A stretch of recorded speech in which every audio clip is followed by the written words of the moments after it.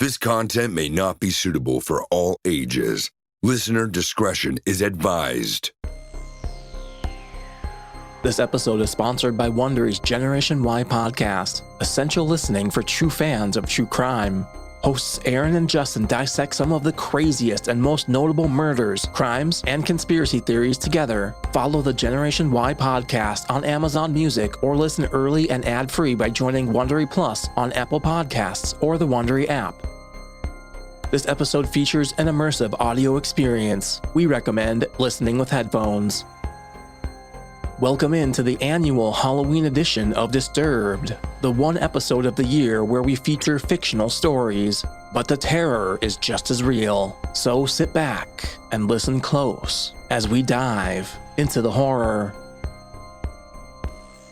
We open the show featuring the writing of Reddit author Malaya Girl 1314, with performances by Matt Bradford, Rhiannon Moushall, Tanya Nikolle Doolin, and Tom Aglio.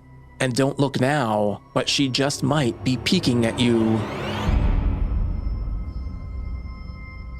My wife Lynn and I have been together for 6 years and married for 11 months.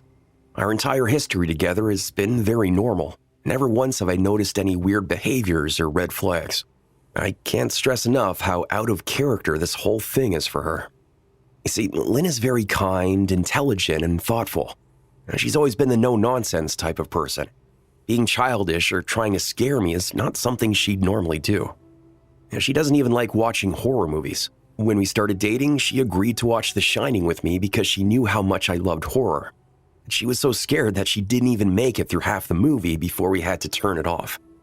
She isn't into anything creepy and has never been into pranks. It's just not her cup of tea. And that's fine. But that's what's so strange about this. It's just so unlike her.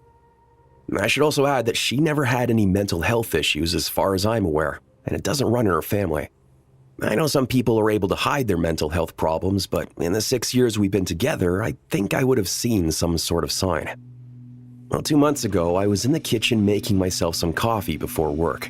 I was running a bit late that morning and knew I wouldn't be able to make it to Dunkin' Donuts for my usual fix. I took a sip of my coffee as I hurried down the hall towards the front door, when I happened to notice Lynn peeking at me from around the corner ahead of me. I could only see her eyes and a strand of her long dark hair hanging against the wall. The rest of her body was concealed behind the corner. I nearly spilled my coffee when I saw her. I did burn the shit out of my lips. Jeez, Lynn. I wiped a few drops of coffee from my pants. You scared the shit out of me. She immediately popped out of view like a little kid that had been caught. I heard her scurry off towards the living room. By the time I got to the front door, she was out of sight. It was really weird, and just totally out of character for her, like I said. But I also found it kind of funny that she was being more playful and a little less serious. I shouted that I loved her and called her a weirdo. As I shut the door behind me, I heard her laughing. Her behavior was a bit odd, but it certainly wasn't something to call a priest over. I forgot about it by lunch. By the time I got home, she was her normal self again.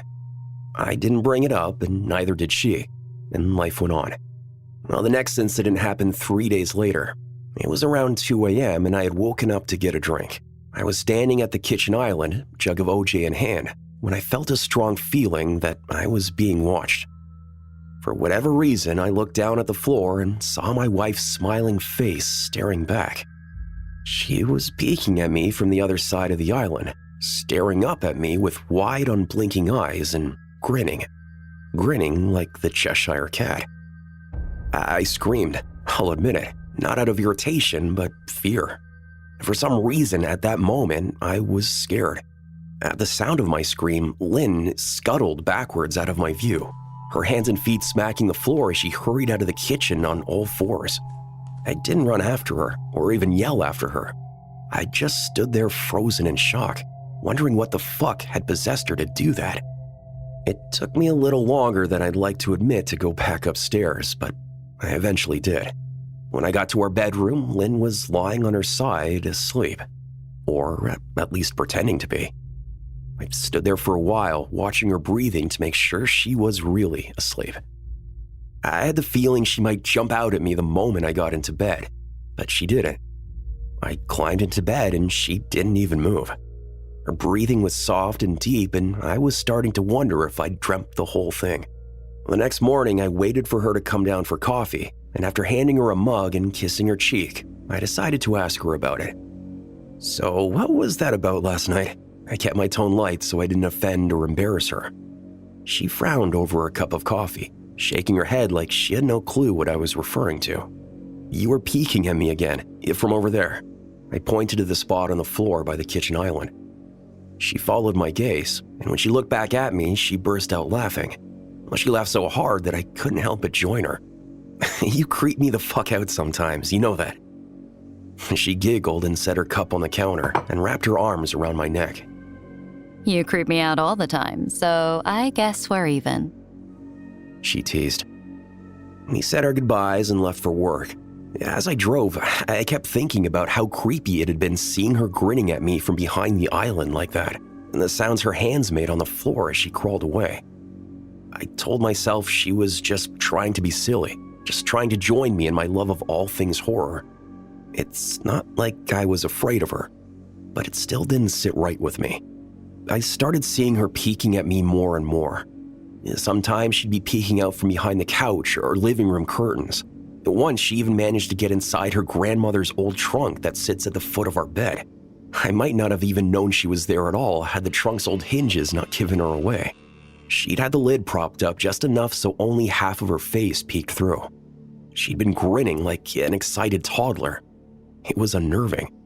I didn't even know what to say to her, and all I could do was stare. And when I finally found my voice, I asked her why on earth she was doing this. She didn't answer, but she had slowly closed the lid, shutting herself inside the trunk. I just walked away, feeling disturbed. I didn't understand why she was doing it, but clearly it made her happy. I just hoped she would tire of the game quickly. Lynn didn't peek at me for the next 2 weeks. I started to think she was done with her weird prank, and I was relieved. Then we were watching a show on Netflix one night, and I jokingly said that I hadn't seen her peeking at me lately, and that she must have given up on her spy game. She looked up at me with a small smile and said, "Maybe I've just gotten better at it." I didn't say anything, but I wondered whether or not she was joking. For the next few days, I couldn't stop thinking about what she'd said. I mean, was she still peeking at me when I wasn't looking, and I just hadn't noticed? And if so, what the hell was she getting out of this? I started to feel paranoid, constantly checking whether she was watching from around a corner or from behind a door. I was jumpy whenever I was home and she wasn't in full view of me. I felt stupid and a little crazy. But after weeks without another incident, I began to relax.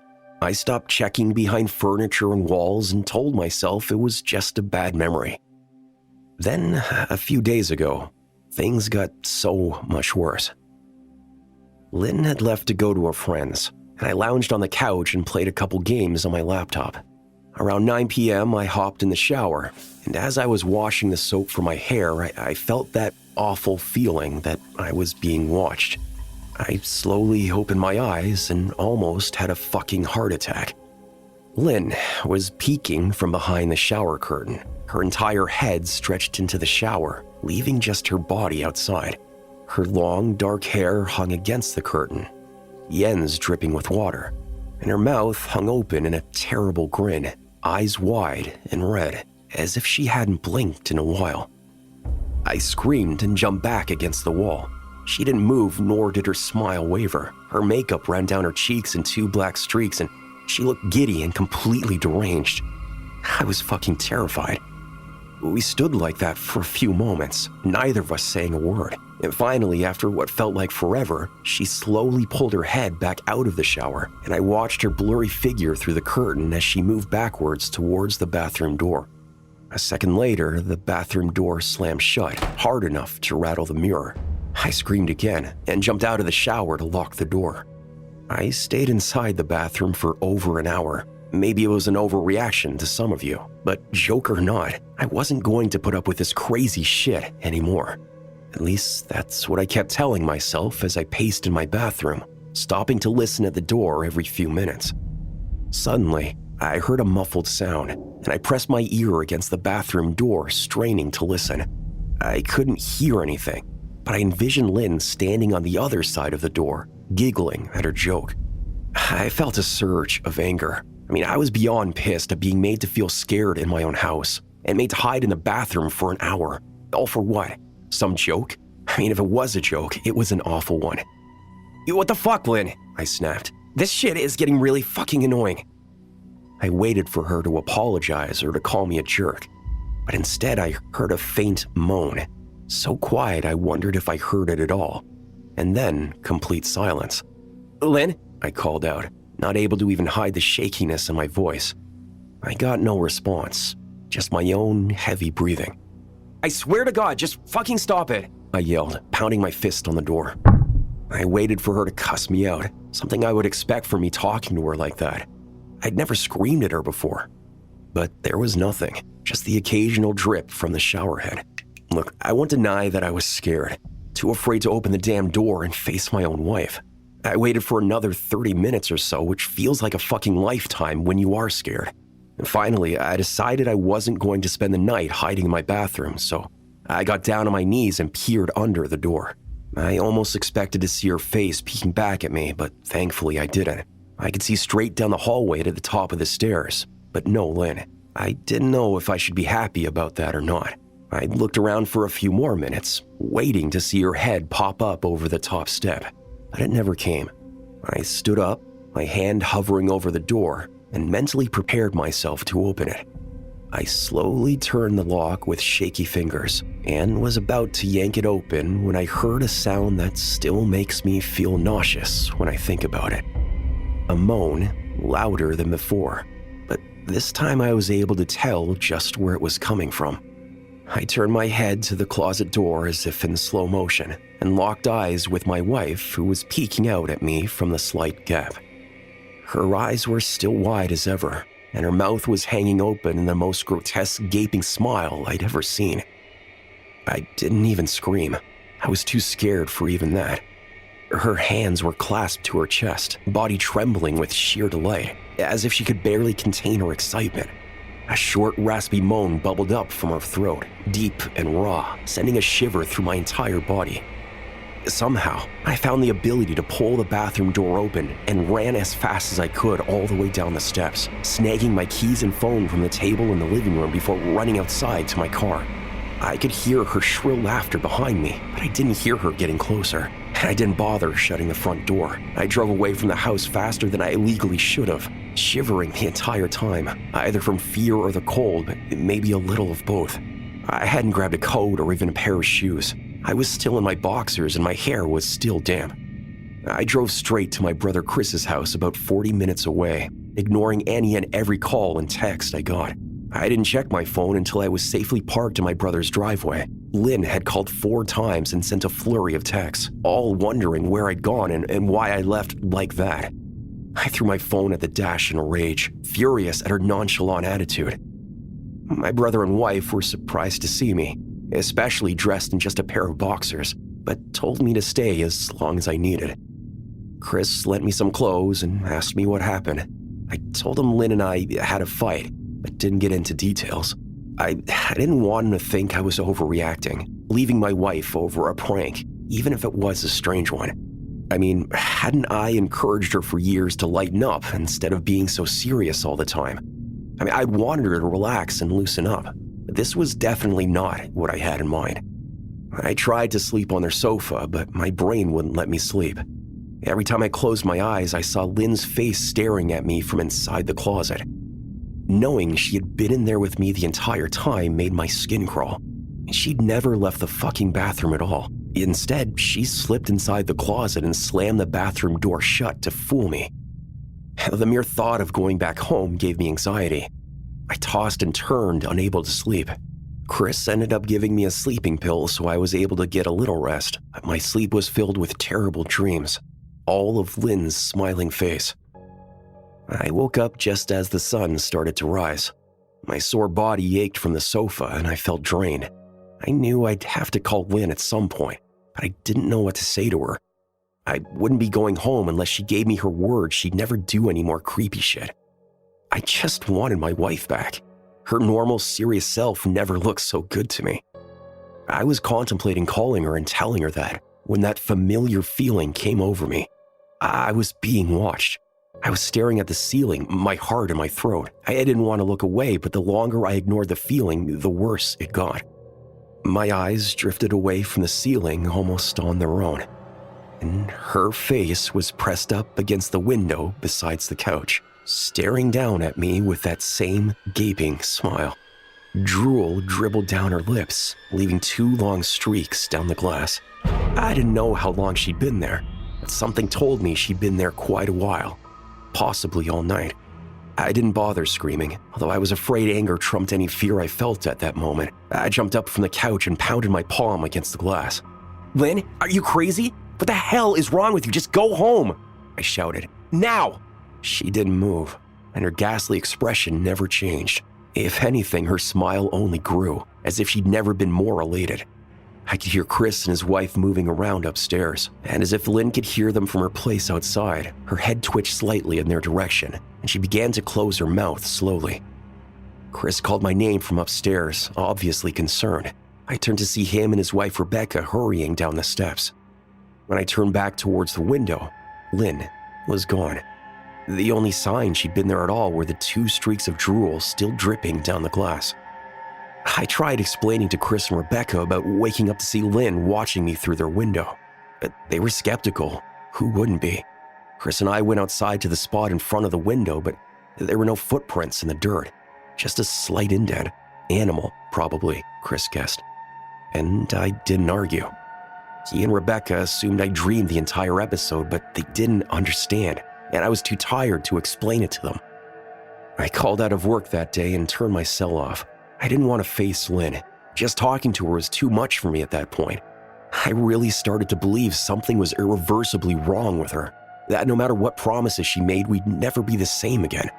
The thought saddened me to my core, and I cried most of the morning. By noon, I figured I was ready to confront her, give her one last chance to explain herself. I could at least give her that after 6 years, I told myself. I turned my phone on and saw the dozens of texts she'd sent, all from a seemingly concerned wife. Can we talk? I love you. Please call me. I'm really worried. Can you answer? Just come home. And more of the same. All texts telling me she loved me and she wanted me home. How worried she was. Not a damn one addressing the crazy shit she pulled, like she hadn't been acting like a character from a Stephen King book. Even her texts were different. She normally texted novels just to tell me to pick up a loaf of bread. You'd think she'd have more to say to me after her bizarre shenanigans. Look, I know it probably seems childish to some of you who are miles away from the situation, but if you saw the way Lynn looked at me, how she scampered away on all fours like some wild animal, grinning at me from inside the closet like a lunatic, then I think you'd find my reaction was warranted. I ended up staying with Chris and Rebecca for another night. I didn't wake up yesterday until afternoon, and thankfully I didn't see Lynn's face watching me through the window. I don't want to pry because it's not my place, but is the fight something that can be mended? Rebecca asked. She'd made us both a sandwich for lunch, and I knew she wanted to breach the subject without seeming to be nosy. I don't know, she's like a different person. I chose my words very carefully. I still wasn't ready for her, Chris, to know the full extent of the batshit craziness I'd been dealing with. People change, Ben, but she's still the same woman you married. Maybe you both just need to talk through your issues. Whatever's going on, I'm sure it can be fixed. Rebecca was ever the peacemaker. I think it's beyond that now. I don't think talking would help. I just don't trust her. The words stung in my heart. I missed and loved my wife. But how could I live with someone like that? Living in constant fear didn't sound too appealing. Lynn loves you. She has to be absolutely crushed. Yeah, I don't know about that, I said. Well, she certainly seemed like it to me. I've never seen her so upset. Very much unlike the Lynn I know. Rebecca shook her head sadly. It took a full minute for her words to really sink in, and when they did, I felt dread worming its way through my skin. Wait, what do you mean? You saw her? You saw Lynn? My mouth was suddenly dry. Rebecca nodded casually as if the fact wasn't nightmare fuel. Maybe for her it wasn't. She stopped by this morning just after Chris left for work. She was cleaning the plates from the table. I didn't see her car, though. Maybe she took an Uber or something. Beck, what did she say? Did she come inside? Sweat started to break out on my forehead. I began looking around, examining corners as though a predator lurked behind them. No, she just asked if you were awake yet, and I said that you weren't. I asked if she wanted me to wake you, but she said no. Just said to let you sleep. She continued washing the dishes. And that's all. She didn't say anything else. No. She looked awful, though, like she hadn't slept in days. I think you should call her. I got up from the table and thanked Rebecca for lunch. I felt a little better at the knowledge that at least she hadn't come inside. Still, I needed to double check that the doors were locked. I sat for a while trying to figure out what to do next. I didn't want to go home, but I felt like I owed it to Lynn to help her if I could. Hadn't I sworn an oath to love and honor her through sickness and in health? I mean, clearly she was sick. If she was sick, which I truly believe she was, I had to try to get her the help she needed. But I didn't even know where to start. I didn't want to call the police, and besides, what the hell was I going to tell them? That my wife was peeking at me, that she was being creepy. As bizarre as she'd been, she still hadn't committed any crime. I mean, not yet, anyway. The police would have probably said that I was overreacting, but this wasn't some prank. It felt wrong. Dangerous, even. Like something sinister lurked beneath her smile. I knew as her husband I was well within my rights to have her committed, but what if she simply acted normal in their presence? She'd obviously been able to fool Rebecca into thinking she was just a concerned wife. As long as the doctors didn't find her a danger to herself or others, they'd have no choice but to release her after 72 hours. I felt lost and overwhelmed. So I did what any husband in my position would do. I called her mother. I didn't want to, believe me. I mean, her mother, Marianne, and I were never on the best of terms. We'd never fought or anything like that, but she wasn't a very warm person and wasn't really easy to get along with. She hardly ever smiled, and when she did, only her lips would move into a thin-lipped smile, leaving her eyes as blank as before. She gave off this aura that felt like she was permanently on the offensive. I'd only met her twice, and both times were for such short visits. I got the impression she didn't approve of me for her daughter. Lynn always ushered us out quickly, and she didn't want me to feel uncomfortable, which I was grateful for. Being in her mother's company felt almost unbearable, like walking on glass. So I was glad when we moved 3 states away so we didn't have to see her often. I was happy to avoid the woman, but I needed her help. I really didn't want to talk to her at all, but I had to talk to someone, and someone who knew Lynn better than I did. So I grit my teeth and did what I had to. Yes? She answered, already sounding irritated. Hey, Marianne, it's me, Ben. Do you have a minute to talk? I could hear her cluck her tongue in irritation. I'm in the middle of writing some checks, but if you insist, I suppose I can spare a moment. What is it that you want to discuss, Benjamin? It's about Lynn. She's been acting strangely, and I was wondering if you had any idea whether there was something. I was quickly interrupted. It's a bit difficult to follow your rambling, Benjamin. What is it that you want from me? I could almost see her standing there in her thin sweater and slacks, tapping her fingernails impatiently on the table. I wanted to know if you'd ever noticed any odd behavior, or possibly any mental health issues. There was a long, uncomfortable pause that I couldn't tell was because she was just thinking or something else. Finally, after a few seconds, she spoke. I'm not sure if this is one of your jokes, Benjamin, but if so, I don't find the humor in it. Now, I do have business to attend to, as I've said, so if you don't mind... I cut her off before she could get rid of me. Marianne, it's not a joke. I'm sincerely concerned about Lynn's mental health. Her behavior has been very erratic lately. I'm very worried about her, and I figured as your mother, you would be as well. My frustration was evident in my voice. If you're truly concerned, then I suggest you get the health professionals involved. I don't know what you expect of me. She snapped. I could tell she was seconds away from hanging up, and for some reason I was desperate not to let her. I had the feeling that she knew a lot more than she was letting on. Please, if not for me, do it for Lynn. I heard a faint, shaky intake of breath, as if she were trying to hold her steely persona together, but failing. Marianne, what's wrong? I started. Benjamin, I don't know what to tell you. My only advice would be to seek professional help. Do not call here again. Goodbye. I tried to call out to her, but she'd hung up. I tried to wrap my head around the call and her refusal to help me. Even if she didn't like me, why wouldn't she want to help her own daughter? I couldn't understand that. I tried to replay the conversation, desperate to find something I missed. After a while, I almost gave up, until I remembered her last words to me. Seek professional help. She said those words with a bit of urgency. I could have just been grasping at straws, but no, I was sure her voice had changed ever so slightly when she said that, as if those words were very important. What had she meant? I assumed she'd been referring to medical professionals, but maybe she was referring to someone else, someone that she didn't, for some reason, feel comfortable saying directly. Or maybe I was just desperate. I waited for Chris to get home, and after a very long and exhausting conversation with him and Rebecca, I convinced them that Lynn truly needed psychiatric help. I didn't tell them everything. I wasn't prepared to go into it yet, but I told them about our last encounter, how she'd hidden in the bathroom, peeking at me from the closet. They were obviously shocked, but thankfully they believed me. They too just wanted to help her. Still, they didn't think it was all that serious. Weird, maybe, but not dangerous. They kept saying that Lynn had to be playing some kind of weird joke. Maybe for YouTube? Rebecca offered, if only half-heartedly. Chris didn't think we should involve the police just yet. He offered instead to go with me, and I readily accepted.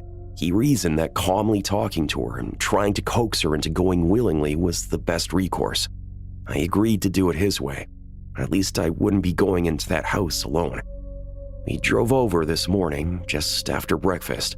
There was no way I was going at night. When we pulled into the driveway, my stomach began doing somersaults. Her car wasn't there, but I still didn't let my guard down. The front door was ajar, and for a split second, I thought we'd see her eyes staring through the gap. I was shaking and starting to sweat. He waited for me to open the door, his hands in his pockets like he was going on a fucking stroll through the park. I envied his ignorance. I pushed the door open and was immediately hit with the stench of rot. Chris smelled it too, and he walked in the house behind me with his nose scrunched up. You guys used to clean the floor around here. Shit. Yeah, shut up. My eyes darted around for any signs of Lynn. The house was deadly quiet and dark, despite being 10 in the morning. All the curtains were closed up tight, refusing to allow any sunlight inside. If I hadn't left it just 2 days prior, I'd have thought the house to be abandoned. We moved through each room, carefully checking any place that she might hide, occasionally calling her name. Why the fuck are you looking under the couch? Aren't we looking for your wife? He was looking at me like I was a moron. Let's just go upstairs, I whispered. He shook his head but followed me up the stairs to check the bathroom and the spare bedroom. On the way up, my shoes crunched over pieces of glass that looked to be littered over a few of the steps. I noticed that one of Lynn and my wedding portraits that hung on the wall along the staircase had been smashed. The frame hung crookedly, all the glass removed. I stared at the picture, a lump forming in my throat. We had taken the photo just after leaving the church, after saying our vows. She looked so beautiful in her white gown. I looked at Lynn's beautiful face. I never dreamed her face would ever be a source of terror for me. We climbed the rest of the steps and checked the spare bedroom, but it looked completely untouched. I was hesitant to go into the bathroom, my fear from that night coming back to me all at once. Chris noticed and offered to go in by himself. I couldn't let him do that, so we walked in together, checking the closet and the shower. The bathroom looked as if it hadn't been touched since the night I left. I don't think she's here, Ben. Why don't you pack some clothes and we'll try coming back tomorrow or something? I nodded and went into our bedroom and shoved some clothes into a duffel bag. And when I checked inside our closet, I came across the source of the smell and gagged. Chris took one look and lost all the color in his face. He had to go stand by the stairs to get away from the sight and smell. I gazed down in shock at what lay inside my bedroom closet. Soaking into the rug were at least a dozen eyeballs, all carefully laid out in pairs. Some were as large as a quarter, while others were as tiny as a marble. I stared down at the eyes she'd collected from small animals, and I wondered how she'd gotten them, and shuddered at the thought. Man, I thought I had it bad with Becca's shoe addiction, but fuck me. Your wife's in here collecting eyeballs. Chris gagged. Ben, I think we should go. He called from the hall. I'm getting nauseous. All right. I grabbed my duffel and shut the closet door on my new nightmare. I stepped out into the hall and took a deep breath of air. I could taste the rot on my tongue, and I couldn't help but gag. Who the fuck lines up eyeballs in their closet like that? Chris mumbled. I tried to tell you she needed help, I said. She doesn't need help, Ben. She needs a fucking exorcist. He said. You coming or what? I can't stand the smell any... His words died in his throat, and his eyes grew wide with fear. I didn't ask him why. I could feel it. Someone was watching me, and I didn't think it was the eyes in the closet. I turned around, my eyes slowly scanning the bedroom. Christ, I whispered as I finally saw what we'd missed. Under the bed, curled on her side, watching us with the excitement of a kid on Christmas morning, was my wife. She held her hands together just under her chin, and they were shaking eagerly. Now that she'd been found, I could hear the quiet noises she was making, a sort of hiccuping sound in her throat, as if the excitement was just too much for her. It was unnerving, to say the least. Wide eyes and that same huge smile. Everything in me told me to run, but I forced it away. I mean, this was my wife. No matter how twisted, she was still the woman I married. I had to help her. Lynn, I said softly. She didn't respond, but her head bobbed back and forth in two quick little movements as if she were nodding. Baby, I just want to help, okay? Can you let me do that? I asked. I had taken a single step forward, approaching her like some kind of dangerous animal. I love you, Lynn, I said softly. I took another step closer. She let a tiny moan escape her wide-open mouth, and I had to resist the urge to run. Her shoulders were starting to quiver, and her eyes grew as large as saucers. I crouched down so I could see her better, and immediately saw the blood. Her hands were covered in it. They trembled more the closer I got, as if she were barely able to contain herself. Lynn, are you hurt? You're bleeding, I said. She bobbed her head again, her bloody fingers moving up and down as if playing an invisible piano.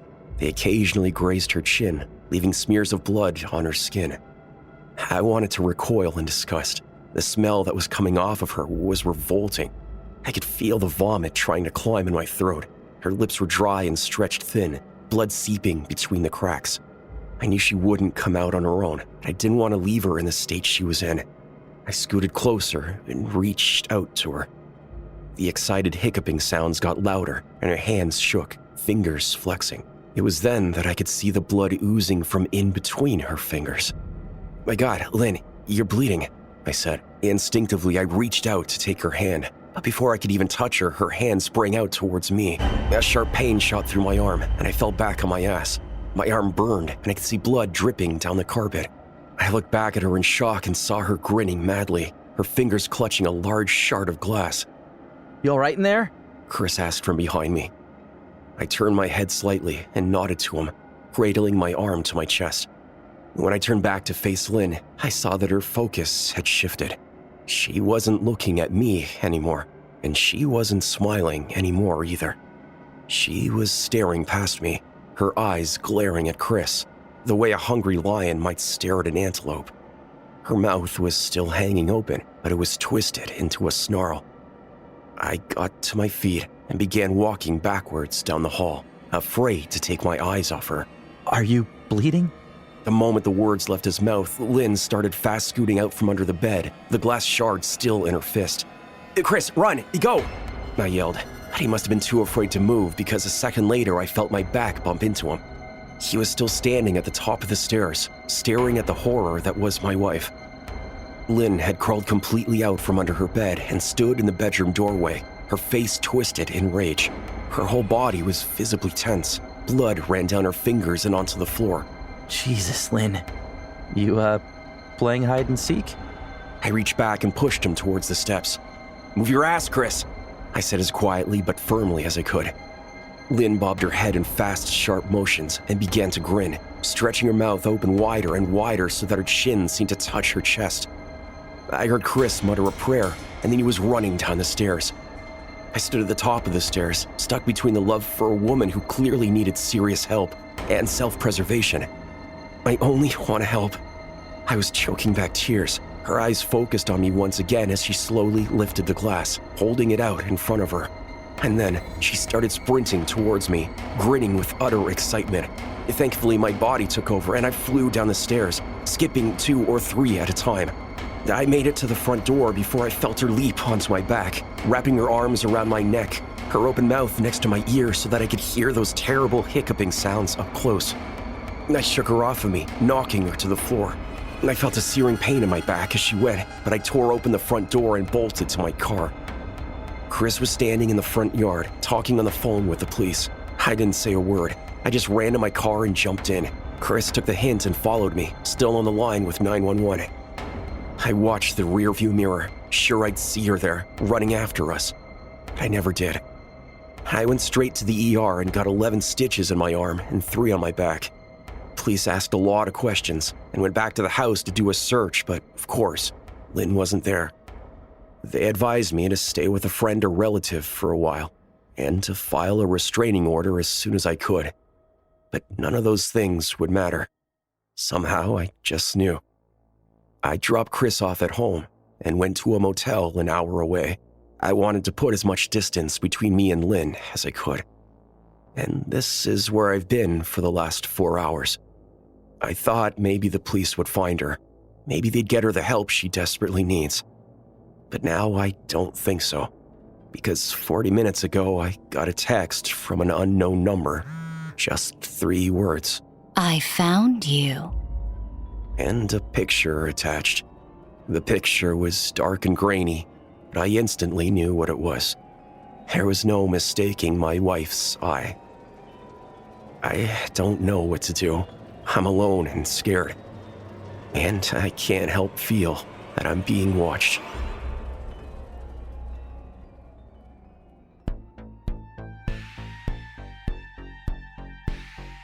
After that one, you might want to keep an eye out on your partner. You never know where they might be peeking at you from. Ben almost became another statistic there, and by the sounds of it, he still might be turned into some sort of true crime story.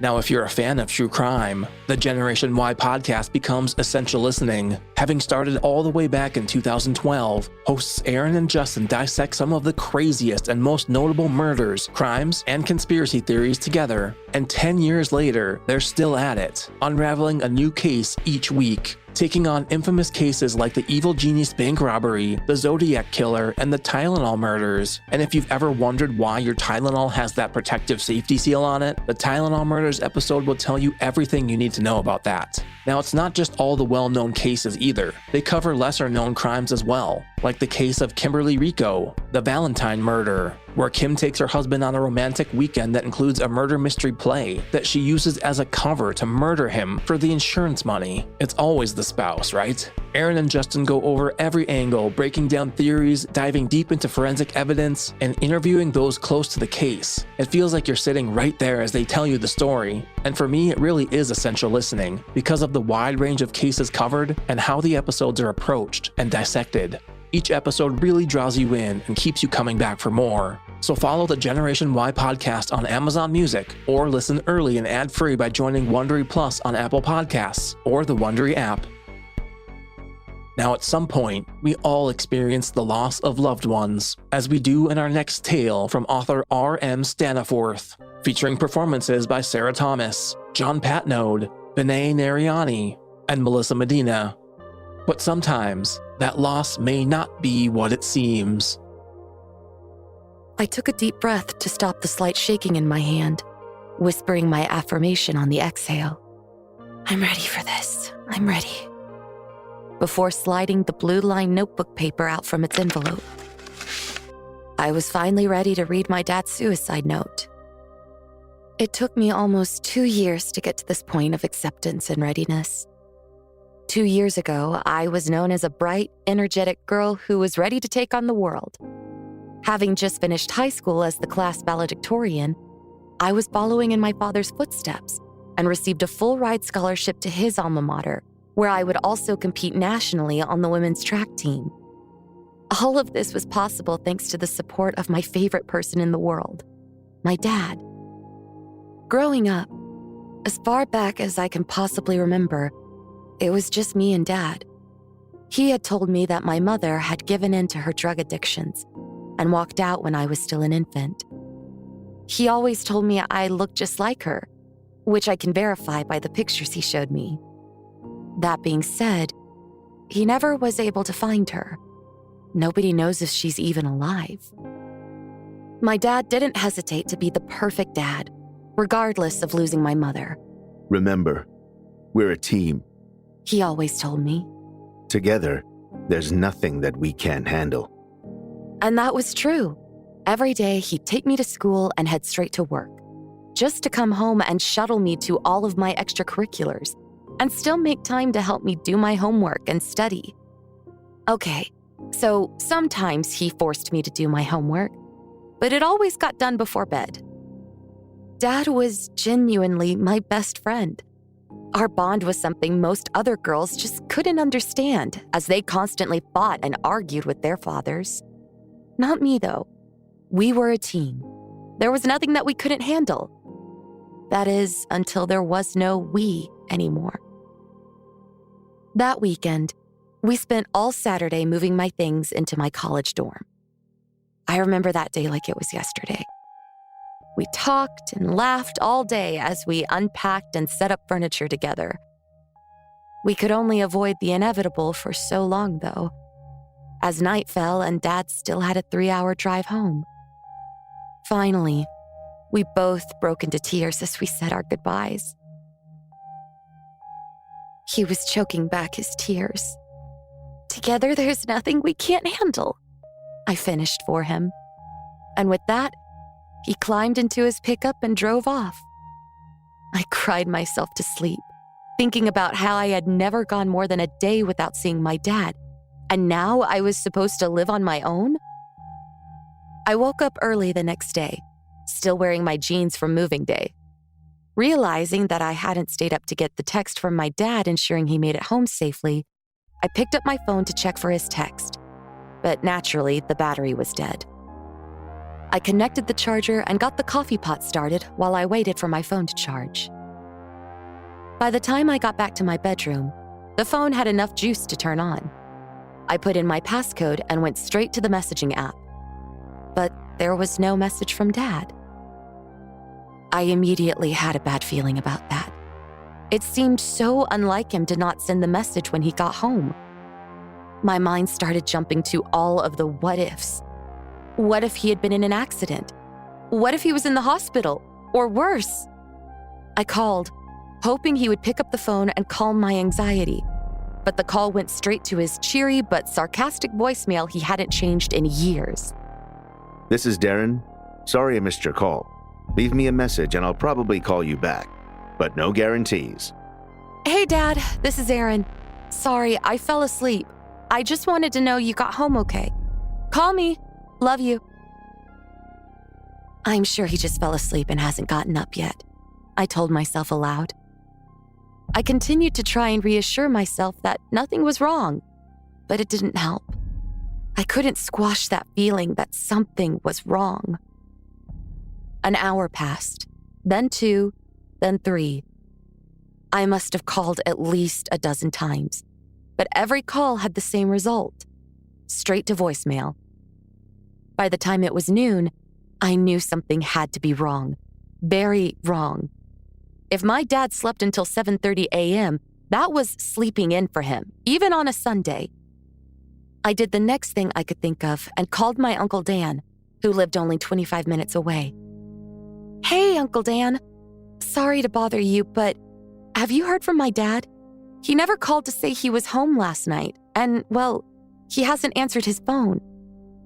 Oh, I'm sure he's fine. He's probably just sleeping in. He's an empty nester now. Or maybe he's just working on that old Camaro. Maybe he'll finally get it running. Dan said with a chuckle. Look, I was pacing my room, somewhat annoyed by his lack of concern. Can you please just do me a favor and go check on him? Well, I'd love to, but I'm at the lake right now having myself a nice, quiet fishing trip. But tell you what, if you haven't heard from him by later this afternoon, I'll stop by on my way home and smack him for you. All right, thanks, Dan, I said before hanging up, not even trying to hide my disappointment. I couldn't understand how Dan could just blow off the fact that Dad hadn't called me. I knew my dad better than anybody, and this wasn't normal. I called the highway patrol next and asked them if there had been any accidents involving a 2006 Chevy Silverado. Thankfully, there had been none. After that, I called the police for my dad's city, asking them to file a missing persons report or do a wellness check. They blew me off the same way my Uncle Dan did, telling me that he's an adult and has no obligation to check in with his teenage daughter, and recommended that I wait a couple of days. By 2 p.m., still with no phone call and nobody that would take me seriously, I grabbed my keys to my dainty maroon sedan and started driving. I drove fast. I couldn't help it, but I made it home in just 2.5 hours, cutting 30 minutes off the usual 3-hour drive. I felt my heart speed up and hit a little harder as I pulled into my neighborhood, anxious to get some answers. As the garage door opened, I could see the Chevy Silverado in the garage, next to the rusty old Camaro with parts and tools scattered about. Feeling a little relieved, I took a deep breath in and let my chest push the air back out. Dad? I called out as I walked through the door. His keys, wallet, and cell phone all lay in the old, beat-up brown shelf next to the door. Dad! Are you home? There was still no answer as I peeked out into the backyard. It seemed as though the home I'd known my whole life had never been so quiet.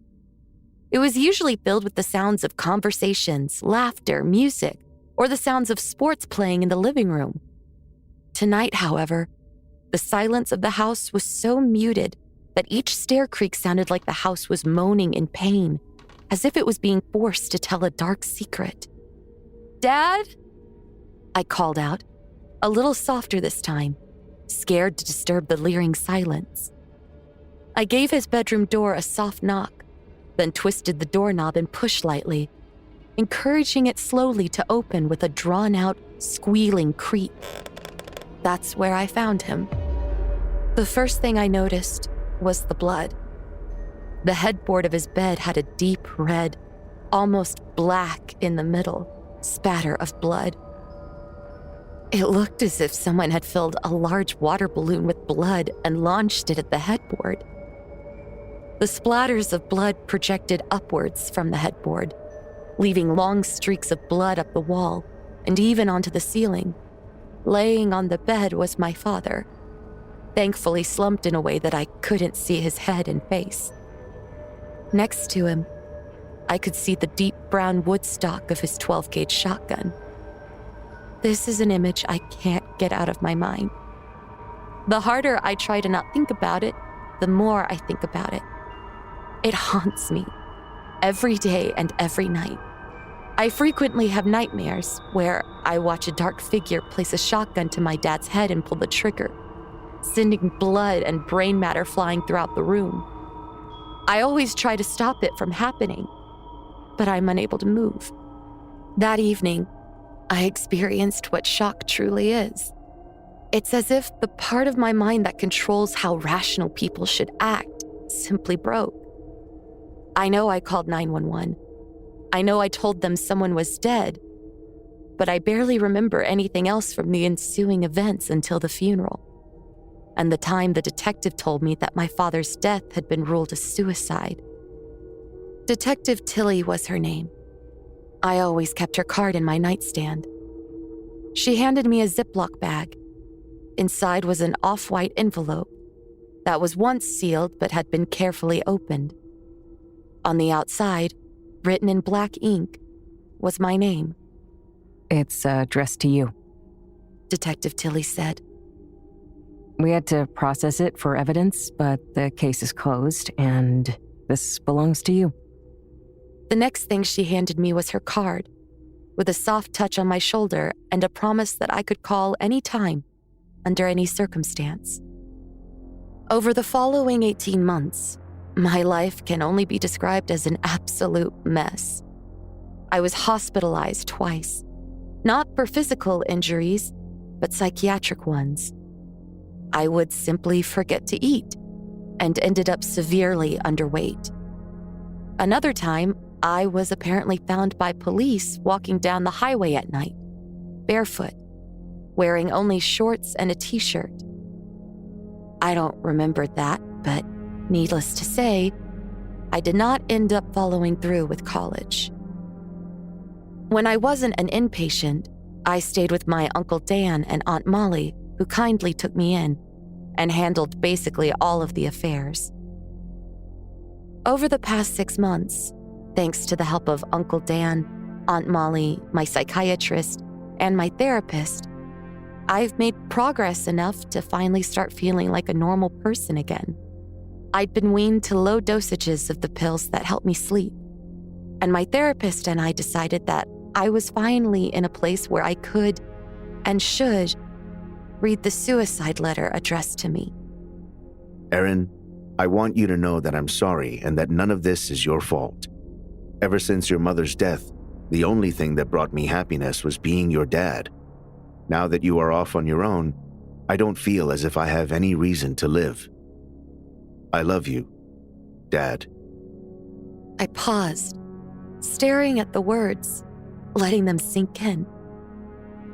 My fist slammed on the desk before I even realized I was angry, knocking my pen holder over. I grabbed the pen holder and threw it across the room. I heard it crack on the wall, followed by pens and pencils landing in every direction. What the fuck? My sight blurred slightly from accumulating tears. This letter was supposed to provide me with closure, not more questions. What did he mean by my mother's death? My father had always told me that she left, and he didn't know what happened to her after that. And why is it that he couldn't continue to be my dad after I left college? I took a deep breath in through my nose and pushed the air out through my lips. I took a couple more deep breaths until I could compose myself. I started picking up the pens that I had thrown everywhere. They were all blue-capped ballpoint pens, the only pens I would write with. That habit was one of the many I picked up from my dad. That's when the oddity of the note struck me, something I hadn't thought of until now. The note was written in black pen. My dad only ever wrote with blue pens, as if he had some sort of phobia with using any other ink. I rushed back to the note and looked at it more intently. The black ink on the paper didn't seem right, and not just the color, but the lettering as well. I rushed to the closet and pulled out the old orange shoebox that contained every card my dad had ever left me. On top was the card he had given me along with my graduation gift. On the top front, written in blue ink, was my name. I placed it next to the suicide note written with black ink. It was different. The handwriting was close, but different. My dad wrote the E in Erin with straight lines and sharp points on the graduation card. But on the suicide note, the back of the E was curved. There were other small differences as well, such as how on the note, the handwriting was slightly more slanted than on the cards my dad had given me. Over the next few hours, I pulled out every single card and analyzed the handwriting, comparing it with the suicide note. The more I read, the more I became convinced that the suicide letter was written by someone else. But who? Was my dad murdered? I approached Dan as soon as he got home, holding the letter in my hand. Dan, there's something that I'd like to talk to you about, I said, standing in the doorway of his office with my free hand anxiously pulling at my hair. What can I do you for, Aaron? Dan replied with a smile, but still looking down at his computer. My dad's suicide note. I read it. It says here that my mother died, but my dad said that she left and he never knew what happened to her. I'm just confused. For a moment, just a small moment, a look of surprise came over Dan's face, as if he'd been caught with his hand in the cookie jar. Just as quickly as it appeared, that expression left and was replaced with a kind, caring look. I'm sorry, honey. I don't know much about your mother. Only met her a few times myself. He paused for a minute to remove his reading glasses and set them on his desk. I'm sorry to say this, but I think it's also fair to say that there were a lot of things your dad kept to himself. I wish he'd opened up about his struggles. We all do. Okay. I'm sorry to bother you. I started to walk away. Hey, don't leave yet. Is there anything else that's bothering you? Well, the thing is, I trailed off and looked down at the ground. I didn't know how to say it. That I thought my dad was murdered. I started doubting myself and was worried that after all of the problems I've had, that I might just sound crazy. It's okay, Aaron. You can tell me. I don't think my dad wrote the note. It's not his handwriting. It doesn't match. I spat out. Aaron. He sounded clearly disappointed. I thought we had all this behind us. Did you take your meds today? Yes, I took. I'll call Dr. Z first thing tomorrow. We don't need you to have another mental break. I'm sure the therapist can get you in for an emergency session as well. He scribbled down some notes on his post-it stack. You know what? You're right. I'm overthinking this all. I'm just gonna go get some rest. I didn't wait for a response. I turned and hurried into my room, closing and locking the door behind me. Deep breaths, I thought to myself. Deep breaths. I took a few moments to compose myself before sitting on my chair. I unclenched my hand, letting the old post-it note that I had swiped off Dan's desk fall onto mine. The note said, "Pick up prescription for Aaron." The E was written with a curved backline. I placed it next to the alleged suicide note. The handwriting from Dan's post-it note was a dead match. Dan wrote this suicide note, not my dad. Hours passed while I sat at my desk, staring at the notes, grasping the new reality of the situation. A dozen thoughts crossed through my mind as to what might have happened, what role Dan had played in my father's death. Molly had knocked on the door and tried to coax me out for dinner. I declined, saying that I needed some rest. My therapist called too. Undoubtedly, he had received a call from Dan. I ignored his call, thinking Dan was trying to make me think I'm crazy. What are you hiding, Dan? I asked myself. It was 11 p.m., and I was sure Dan and Molly had gone off to bed. I pulled out the old business card that I had kept for the last 2 years. On the top, in blue handwriting, the card read, "Tamantha Tilley, Detective." I pulled out my cell phone and dialed the number, hoping that she would pick up. Listening to the tone, I couldn't help but think about the day 2 years ago, trying to call my dad, not knowing he was already dead, laying on his bed with his brains splattered across the wall. This is Detective Tilley. The voice startled me. I had been so lost in that horrific memory that I forgot about the present. Hello? Is anybody there? Detective Tilley asked from the other end of the line. Yeah, sorry. My name is Aaron Mills. 2 years ago, you worked my dad's case. Darren Mills? Yeah, I remember you. Yeah. Her voice was kind, with a hint of sadness. Some cases are hard to forget. Well, I'm a little freaked out. I felt comforted by the openness of Detective Tilley's warmth. The thing is, I started to pace the floor, not really sure how to say it. Go ahead, Aaron. What can I do for you? Detective Tilley encouraged. I know it's been 2 years, and I know this probably sounds crazy, but I've just read my father's suicide note, and it's not his handwriting. He didn't write it." There was a pause of silence from the other end of the line. Are you sure? Detective Tilly asked. "Yes, and I've compared it to my uncle's handwriting, and it looks exactly like his. I know how this sounds, but..." I believe you. Detective Tilly said before I could finish.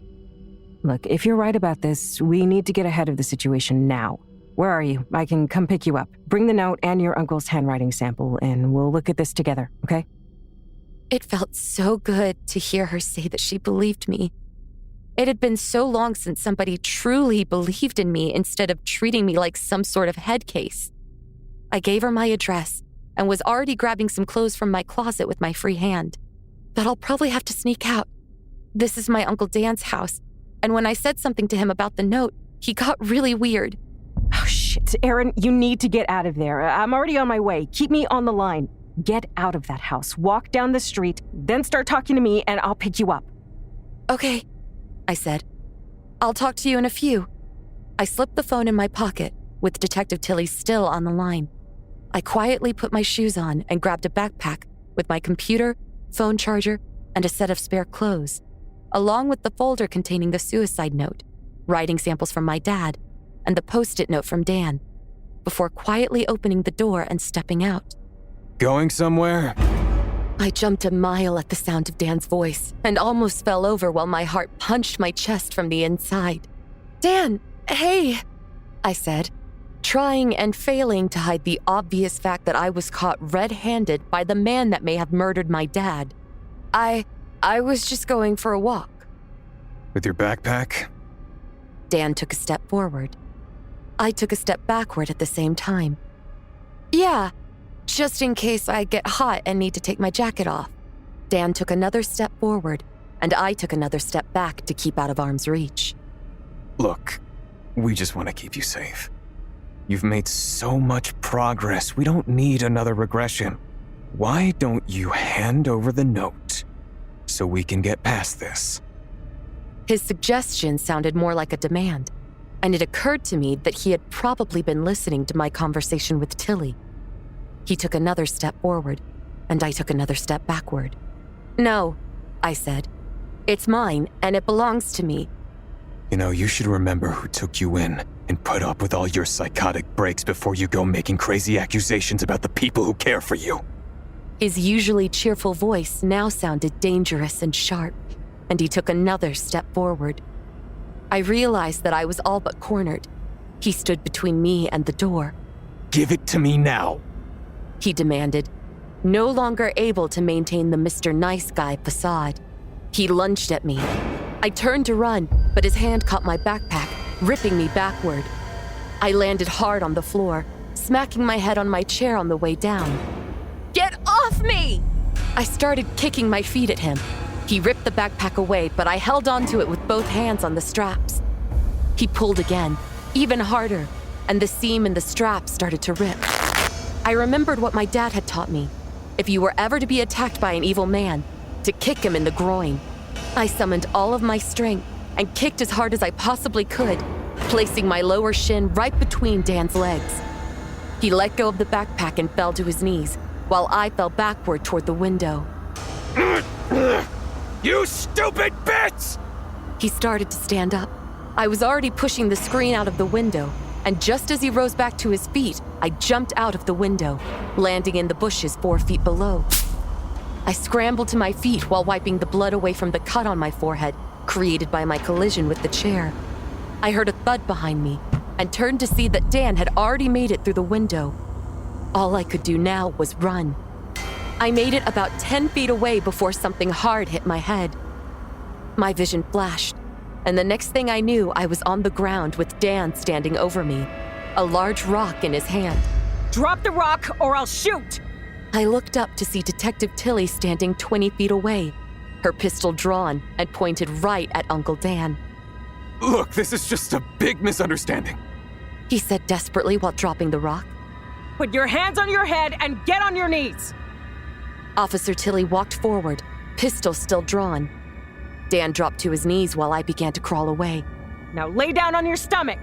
She carefully navigated behind him. She's having a psychotic break. She needs help. Dan pleaded, but Tilly ignored him.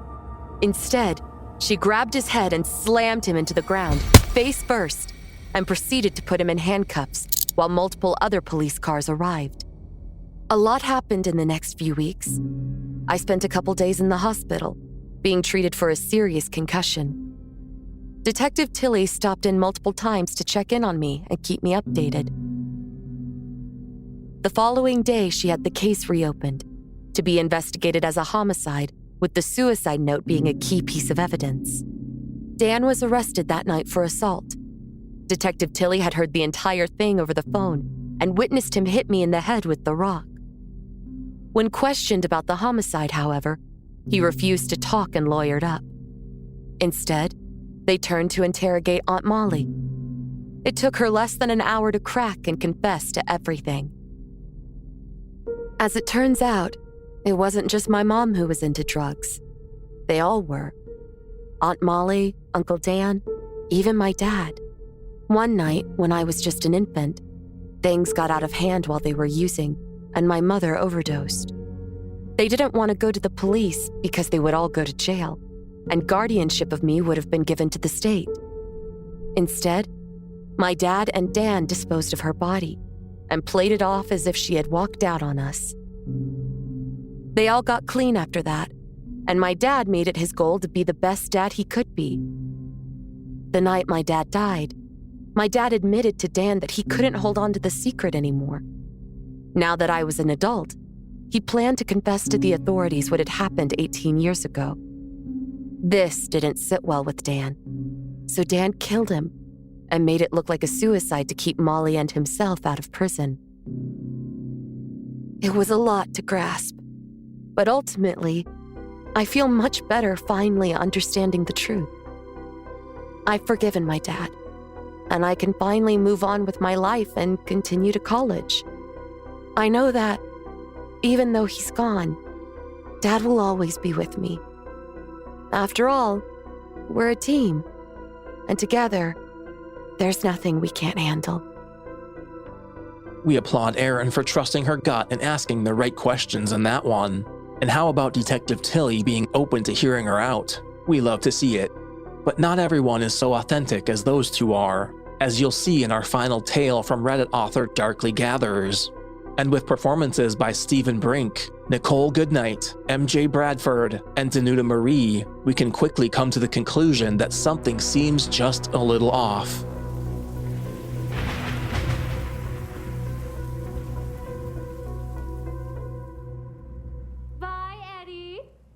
My mother calls up to me from downstairs. I take my rightmost headphone off my ear and I pick up the sound of the general bustle in the downstairs hallway. I can hear my dad and my sister laughing to each other as coats are taken from the rack. Bye!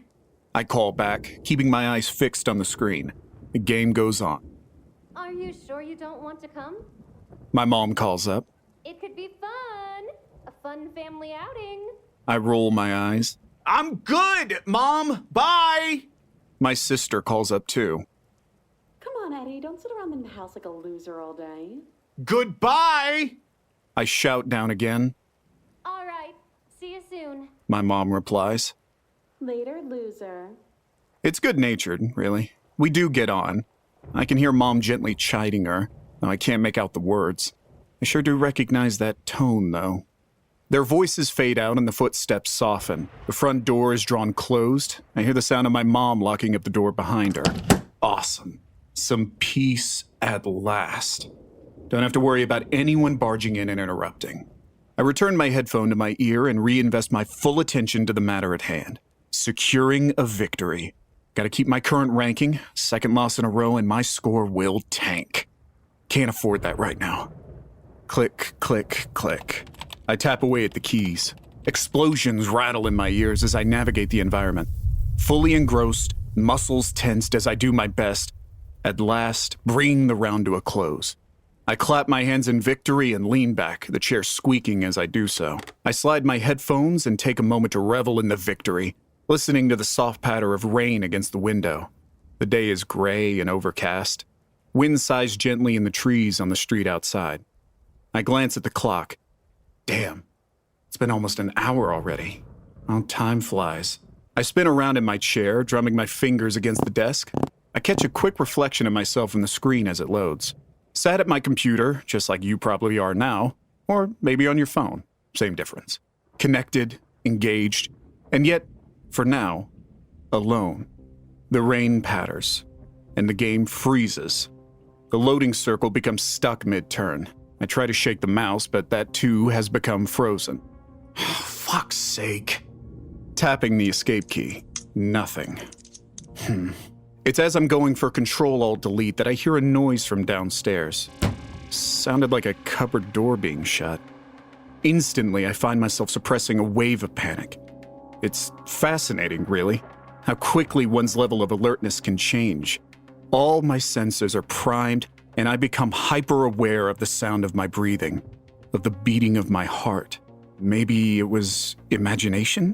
Maybe the sound was something else? Did it come from outside? But as I listen, it comes again. Another cupboard, and then what sounds like the fridge. It's okay. Don't panic. Don't panic. Serial killers don't go looking through the cupboards and fridges, do they? I creep to my door and slowly, gently, steadily ease it open, slipping out into the corridor and tiptoeing to the banisters of the stairs, listening out for some more clues. I hold my breath, and then, as I hear water start flowing into the sink, I allow myself to relax a little. Killers don't wash their hands before a murder. What would be the point? I'm summoning the courage to call down when I hear a voice call up first. All my tensions are relaxed at once, as the voice is my sister's. Hi, Eddie. I've got some food for you down here. Oh, great! Did you stop at the cookie place on your way back? Please tell me you got the caramel ones. There is a pause. Come down and see. I hear stuff being moved about on the counter. All right, give me a sec. I head back into my room to force restart my computer. I take another look at the clock. I think to myself, they haven't been out very long. Wonder why they came back. Maybe the rain? I press and hold down the power button, then return through my door to the top of the stairs. How come you guys are back so early? I call out. There is no response. The door to my parents' room is open. I glance through it to see the rain wash gently down the window at the room's far side. For some reason unknown to me at this stage, unease creeps quietly into the back of my head. Luis? Still hesitating by the banisters. Where's Mom and Dad? There was another silence. I walked the length of the hallway, passing by a little window to the street outside. My parents' car, it would seem, has not returned.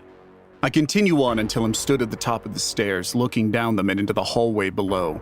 The lights are all switched off, and an unsettling aura seeps up the steps from the shadows beneath. Come on down, Eddie. My sister's voice comes from somewhere unseen. The kitchen, I think. Come see what I have for you. I cannot hear the sound of the cupboards now. There's no rustling, no movement of any objects or bags or jingling of keys. My sister finishes speaking, and then there is silence. Silence. And the gentle patter of rain. My hands, I realize, are sweating. What the hell is this? I think to myself. Eddie, come on, man, just pull yourself together. But something compels me to remain where I stand. Some unseen force keeps me from taking a step down onto the stairs and descending to the bottom floor. Luis? I try to call back, but my voice fails me. It does not project the way I intended. I clear my throat, though my mouth is dried. The sensation is an uncomfortable one. Eddie, come downstairs. When did you get back? I managed to call down. Where's the car? Silence. Luis? I called down again, unsure of what else to say. And then, a moment later, from around the corner, my sister walks slowly and deliberately into view. She stops at the bottom of the stairs, still shrouded in shadow, and she looks up to me. We hold each other's gaze for a moment, her at the base of the steps and I at the top. She does not speak, and her expression shifts to a wide grin. Her teeth appear very white in the darkness. She makes a quick motion with one of her hands. Follow is the implication. And then she turns and walks slowly back into the kitchen, out of sight. It's not until I cannot see her that her voice comes again. Come on, Eddie. Come and see what I have to show you. The hairs on the back of my neck all raise in cold alarm. I do not follow. With my jaw clenched and blood frozen in my veins, I make a hasty retreat to my room where I close the door shut, perhaps just a little too quickly. The thud of the door going into its frame reverberates around the walls. Less than 1 second later, in the exact same instant, I hear the unmistakable sound of something barreling up the stairs, knocking carelessly into the banisters with rapid ascending creaks and clamoring. I cry out loud in terror with a surge of adrenaline. I grab hold of my chest of drawers. I haul it across the floor into place, blocking the door. My potted plant falls and lands with a dull thump by my feet, soil spilling out across the carpet. My heart hammers in my chest as I stare at the door, tensed and waiting for the handle to start rattling, waiting for something to throw itself against the door from the opposite side. My sister? But none of those things happen. The minutes tick by, excruciatingly slowly. The sounds of the sudden race up the stairs ended as quickly as they began, and with the utmost caution, I tentatively press my ear against the wood, listening, breathing deep, straining to hear for any sign or clue as to what the fuck is going on. Open the door, Eddie. My sister's voice whispers from the other side. I leap back from the door in horror, fumbling around on my desk for my phone, too afraid to look away. I grab it and tap in the passcode, my shaking fingers failing the password the first time. And the second. The thing on the other side of the door does not knock. It does not try to force its way in. It only repeats itself. Eddie, stop screwing around. Open the door and let me in. I have something to show you. I try to call my mom first. I bring up the phone to my ear, shaking. The line is engaged. Fuck. Come on, Eddie, open the door. I want to show you something. Luis? My voice trembling. You're freaking me the fuck out. If this is a prank, just stop, okay? Just stop. Open the door, Eddie. Open up and let me in. You need to see this. Please, come with me. Please, if it's a prank, I forgive you. Just stop messing with me. Silence. And then? Just come downstairs. You need to come downstairs with me. Just follow. Screw this. Next up, I call the police. An overreaction, perhaps, but better safe than sorry. The tone sounds through the phone, there's a click, and then... 911, what's your emergency? I take a deep breath. Hello? 911? Comes through the phone. There's an intruder in my house. I whisper at last, as quietly as I can.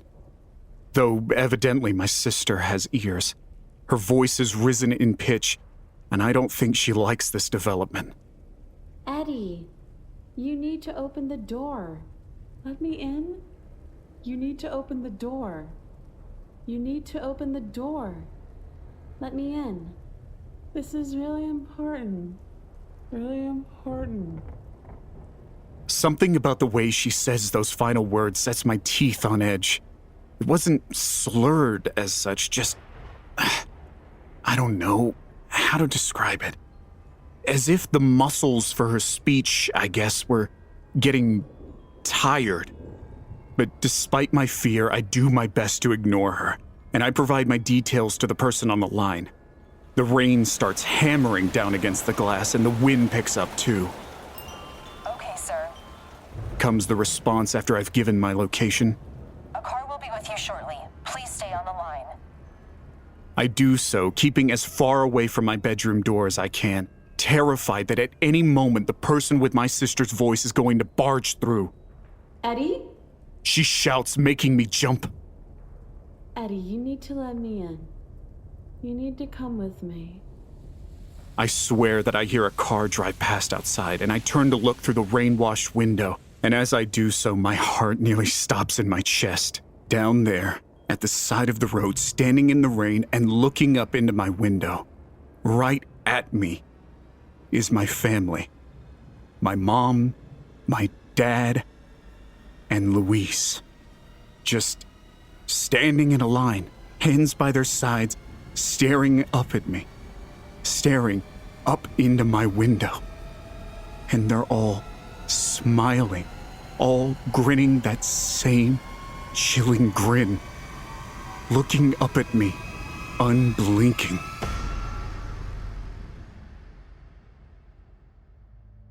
The police arrived about 10 minutes after that, and they had a hell of a time calming me down. I never heard my sister leave from behind the doorway.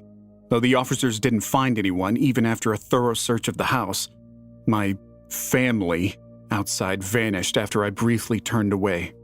One minute they were there, and the next, gone. My mother, my real mother, God hopes, nearly had a panic attack of her own when she came home to find cop cars parked outside. Luis had no idea what the hell I was talking about. None of them did, and she insisted she wasn't playing any kind of prank. She can be annoying at times, but still, I really can't see her doing anything like this. I can't see any of them doing something like this. I had to wait to see their mouths move in time to their speech before I could even begin to let my guard down also. It's been about a month since this incident. I have a lock on my door now, and I haven't seen or heard anything quite so terrifying since. But I still get angsty at night, and hell, who wouldn't? And I tell you what else too. When my family are heading out and they ask if I want to go along, these days, I say yes.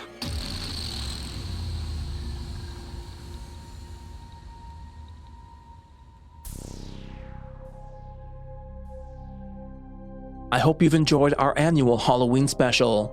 We'll be back next week with our regular episodes.